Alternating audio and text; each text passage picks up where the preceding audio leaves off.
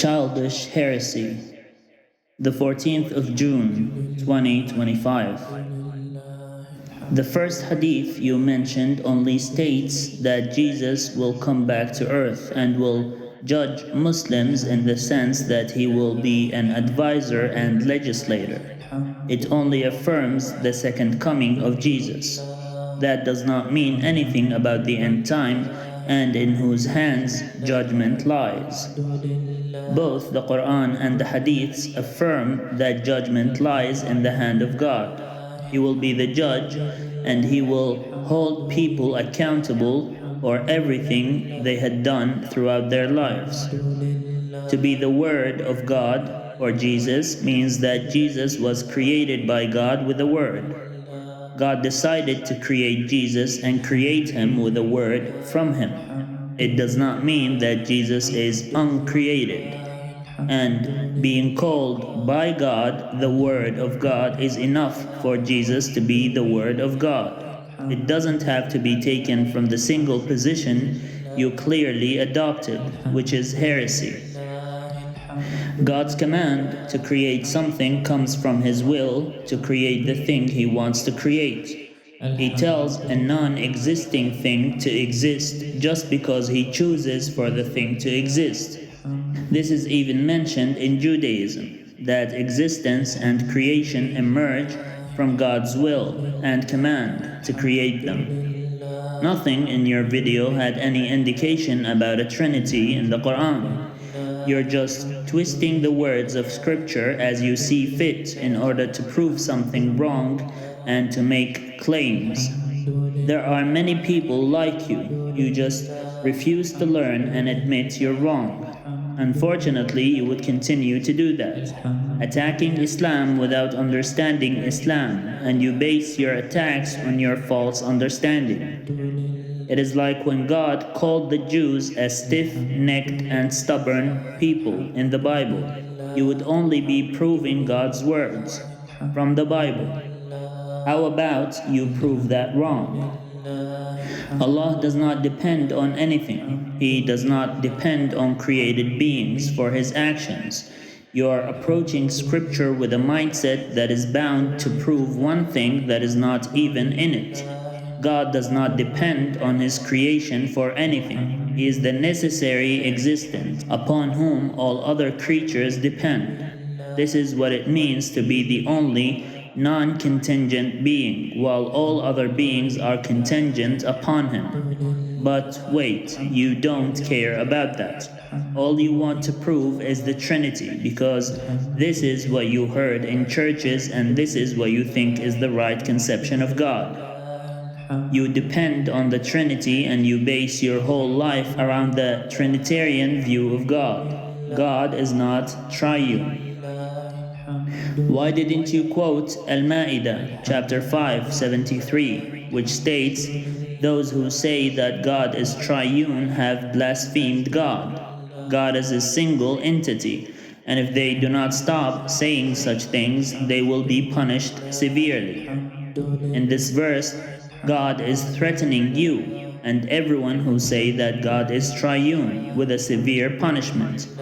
You might even get a punishment in life with calamities, with the world working against you, with pestilence and with anxieties, illnesses and diseases, or even mental illnesses. God does not take such claims about Him lightly, especially when you're trying to do it using His words and His Scripture. Even Jesus says in the Bible to Satan, "Thou shalt not put the Lord your God to the test." What are you doing in your video? What is everyone doing? You do not matter.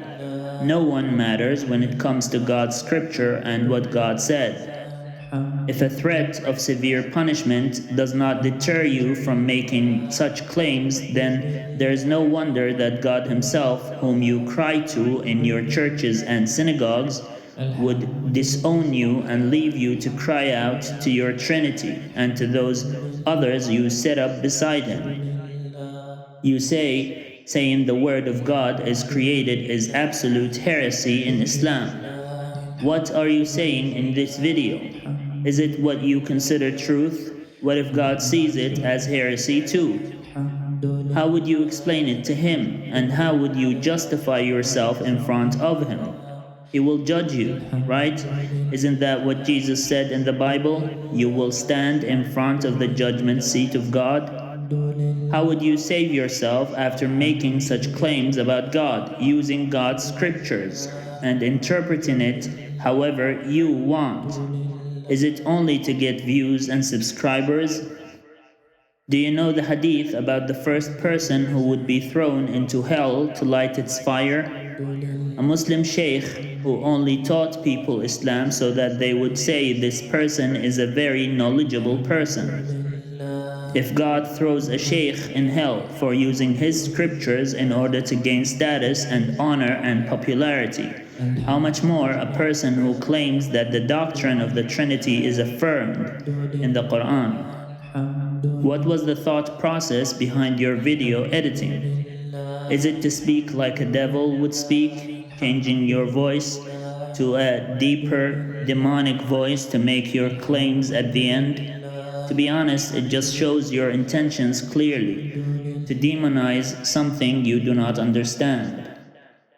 Do the Muslims think that they will be left alone to do whatever they want and speak whatever they want without recompense? Some of them consider other religions righteous, but most of them think that by becoming Muslim, they are privileged, just like the Jews who thought that by the covenant of God and his promise to Abraham, they attained privilege above other nations. When the Prophet Muhammad, peace be upon him, said, "Do not become like the Jews or the Christians," it is part of what he meant. Do not think that you are privileged by becoming Muslim, especially when God alone will be the judge over all of you, Muslim or not. A single person does not define the whole collective. That is true, but a rotten tomato will cause the whole batch to be rotten. There is no wonder that blasphemers ought to be killed. It is a festering disease that needs to be removed in order to ensure a righteous community. It seems as though that is a far-fetched destiny. It might not be attainable. Even those who speak about the end times being at hand, they do not want to have a flourishing community or a prosperous society. They seem to be occupied with the destruction and awaiting the demise of the human race. They want the destruction to happen rather than the betterment of the human community. If they were to say, "We are sick of being far from God, we want to return to heaven, we want to have this life end so that we could live in eternal happiness and bliss," yet they continuously demonstrate the most heinous crimes and sins, then what kind of end would they receive? If Muslims continue to claim that they will inherit heaven, that is exactly what Jews and Christians did before, thinking that heaven belongs to them and them alone. What difference would the Muslims have apart from them? If Muslims do not seek to embrace the good aspects of religion, have fear of God and relent from their arrogance and pride, if they do not do such a thing, then their demise is close at hand rather than the hour. Maybe the doom of Muslim societies comes before the end and comes before the hour, when being a Muslim becomes only a means of distinction rather than a belief system. Muslims then would not be believers. They would only be labeled Muslims to distinguish them from others, while they do not exhibit Muslim behaviors.